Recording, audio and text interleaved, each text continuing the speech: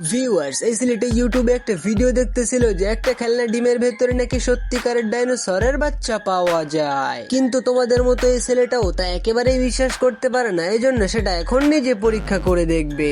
এই জন্য সে অনলাইন থেকে অনেকগুলো টাকা দিয়ে এই প্লাস্টিকের ডিমটা অর্ডার করে নিয়ে আসে।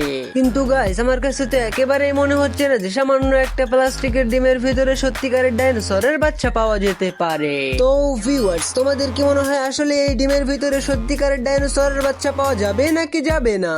সেটা তো আমি তোমাদেরকে দেখিয়ে দিব, কিন্তু তা দেখার আগে তুমি যদি এই ছবিটাকে মন থেকে পছন্দ করে থাকো তাহলে ভিডিওতে একটা লাইক করে দাও এবং মনটাকে একটু নরম করে চ্যানেলটাকে সাবস্ক্রাইব করে দাও, আর তোমার সুন্দর নামটা কমেন্ট করে তোমার বন্ধুদেরকে জানিয়ে দাও। ওকে, তো এরপর দেখা যায় সত্যি এই প্লাস্টিকের ডিমটার ভেতর থেকে সত্যিকারের ডাইনোসরের বাচ্চা পাওয়া যায়। তার মানে আসলে সত্যি যে এরকম প্লাস্টিকের ডিমগুলোর ভিতরে সত্যিকারের ডাইনোসরের বাচ্চা থাকে।